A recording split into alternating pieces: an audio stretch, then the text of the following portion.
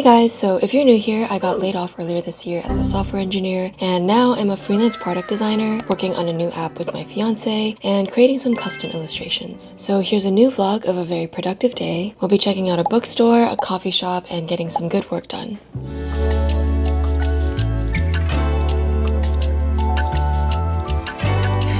Okay, so I wanted to give a super quick context about the app that we're building, and it's called Amy, and it is a calorie tracking app. Christian actually wasn't going to build this, but when he posted about it for fun, just to learn about the new Apple Glass design pattern and work on some more experimentation with coding, people on social media actually had a very positive reaction to it, so we decided to hunker down and actually create it. So today, I wanted to talk about how we created the streaks feature. The higher the streak goes, you'll unlock more badges, and when I think of streaks, I think of apps like Duolingo, and it really helps user retention, and it incentivizes the user to try to make a habit out of using Amy the app. We really wanted to make this app feel special and different, so I used my love for art to create a lot of custom illustrations for the app. Feel free to check out my last video where I talk more about illustrating the onboarding experience, but today I'll show you all the illustrations for the badges, and I guess that's kind of a spoiler on what the badges are supposed to be because they are supposed to be a surprise in the app, but I guess you guys get a sneak peek.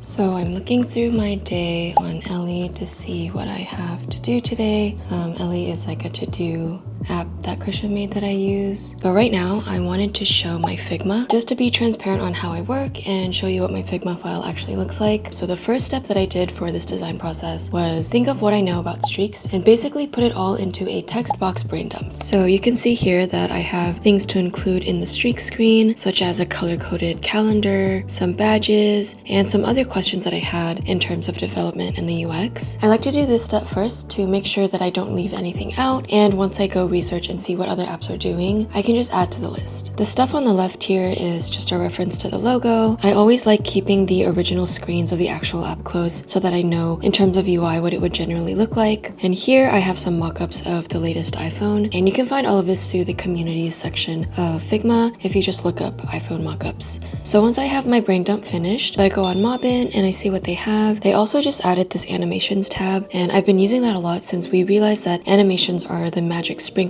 to a premium feeling app. And let's look up streak examples on Mobbin. They have some really cool screens here, and it's also great to see some competitor apps to see what they're doing. Let's copy these screens into Figma directly, and I love that you can see exactly which app that the screenshot's coming from when you copy and paste from Mobbin. This seems like a hodgepodge of a bunch of streak screens, but right now I'm basically just trying to consolidate everything to see what direction we want to go in. So I have this screen highlighted in green here because I love the way that they laid out the screen, and I really love these badges, especially the preview for the badges. I think this style would go very well with our current clean, minimal, and shadow card style. So this was ultimately my North Star in the design direction. You can see I have Duolingo down here, which is what I'm used to, and we also loved this one called Stoic and how clean and minimal that looks as well. Also, a huge shout out to Mobbin. They are the sponsor of today's video, and as you know, I literally use them every single day in my design process. They're literally the second step after my brain dump step to see what direction I want to go with for all of my designs. Before I discovered Mobbin, I would literally have to find all of the competitor apps, take screenshots manually on my phone, and somehow consolidate them, which would usually take a long time. So feel free to check them out. I have a 20% discount link in my description. So for our badges, we were talking about what those illustrations would look like, and we knew that we wanted it to look similar to our onboarding illustrations from my last video, but I wanted them to stand out a little bit more, so I did a little bit of experimenting, and I'll show you that next.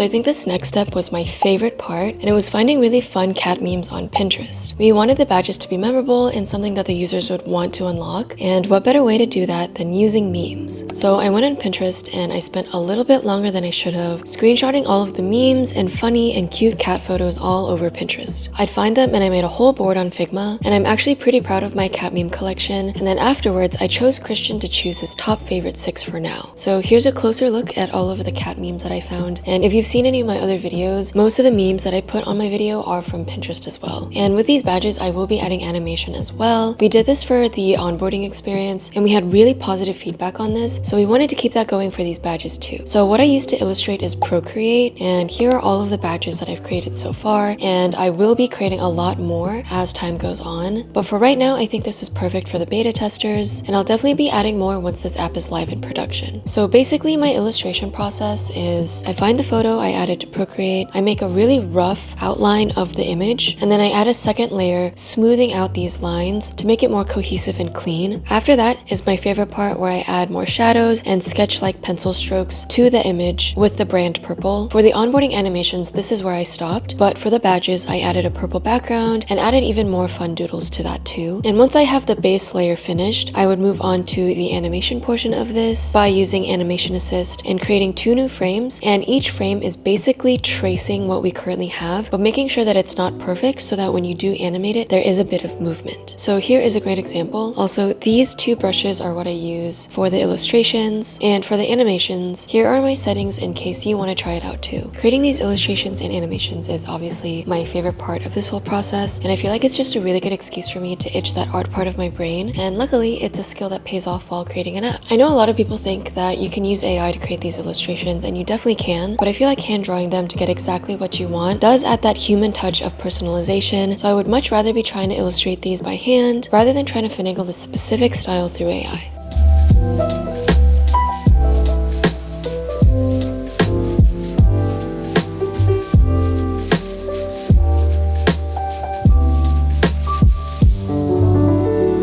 Okay, so now let me walk you through the actual Figma board for the UX and the UI of the streak screen.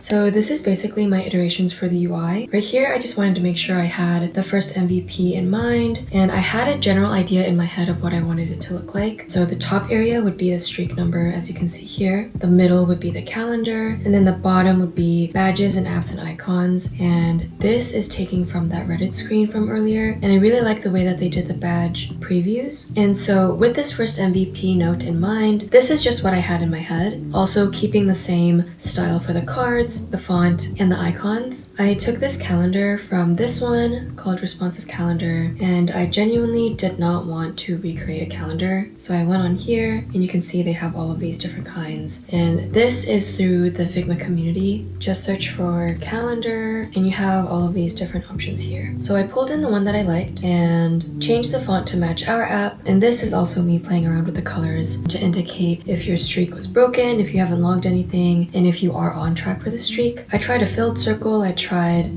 a stroke, and then also what would happen if it was the current day. So you can see all these different variations that I had, especially with the calendar as well as the top streak area. And we basically ended up with this screen. I wanted to also add the highest streak so that the user knows where their last high streak was. I added the flame in the back for some additional imagery, and these were just some extra notes for me to keep in mind while I was designing, such as fixing the font sizes and wondering from a dev perspective if these days were tappable. This was the end screen that we ended up with. For the streak screen, I wanted to make sure that all of the design elements were the same as what we already have for the rest of the app, and this was a great place to end and hand off to Christian for vibe coding development, especially when we have tiny little details that we want to fix. Instead of me painstakingly trying to fix those in Figma, we can just ask Claude Code to make those changes, and also it would be faster to see them on device. So yeah, I hope that gave you a better insight into how I organize my Figma file. This was just a quick design sprint, just to show you the UI and the UX portion of the streak screen.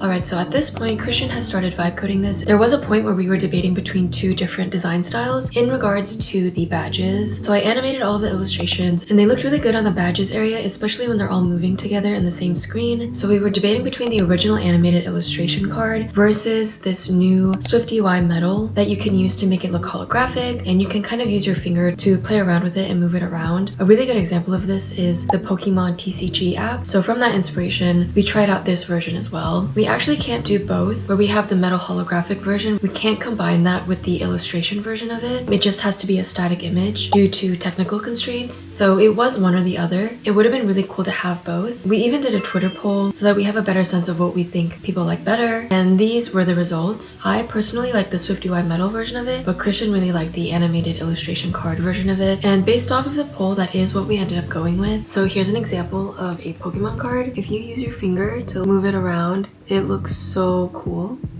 especially with the holographic part. So that's basically what we were trying to do. So after that, we polished it up and implemented all of the changes that we wanted. And here is the final look. So let's say that I have an 8-day streak. So the top portion of it looks like this. And if you scroll down, you can see the badges. And we'll be making more in the future. And these are all named after pets that we know. Like Ellie was our old hamster. Luna, of course, is our dog. Amy is what this app is named after, which is our friend's cat. Toby is our friend Arusha's dog, and Yuki is our friend Yumi's cat. And we'll be adding more names of pets that we know, and once you tap on a badge, it'll show up this screen. And if you tap on this, it'll show the original image. Here is another example. I think this turned out really, really great, and I'm really excited for everyone to have this in their hands. So this feature is already live for our beta testers, and next up we'll be working on widgets, and those widgets will have some more fun cat illustrations involved. In terms of the official launch for the product, we're aiming for in the next 2 weeks, and we've just onboarded the next 500 beta testers this past week. And the reason for the 2-week timeline is just to make sure we have all the bugs figured out, because we know there's going to be a lot of feedback and some bug reports in the next 2 weeks from our current beta testers. And if any beta testers are watching this, we really, really thank you, because we've gotten a lot of feedback that we would not have caught ourselves, so thank you so, so much. Also, I know my background says October, but it is November. I just need to remember to change it.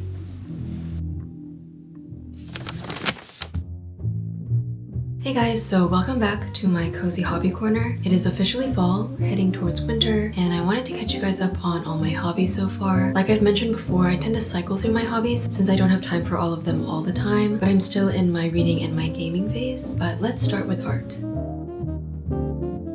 Okay, so as you guys know, I've been illustrating stuff for Christian and for the Amy app, so I'm choosing to use that as my art hobby because it has really been fun for me, and I love that I get to combine my love for art and the product. So my last video was about the onboarding illustrations, and this video is about streaks, and my next one is going to be about widgets. And luckily for me, all 3 of those involved illustrations. So let me just show you a couple of them. So many illustrations for the onboarding, and here are the badge illustrations, and if you look closely, there's a sneak peek for the widget illustrations as well. My preferred way of doing art is physical painting, and I really want to get better at oil painting, so I think I will have to kind of set some time aside in order to fit that into my schedule.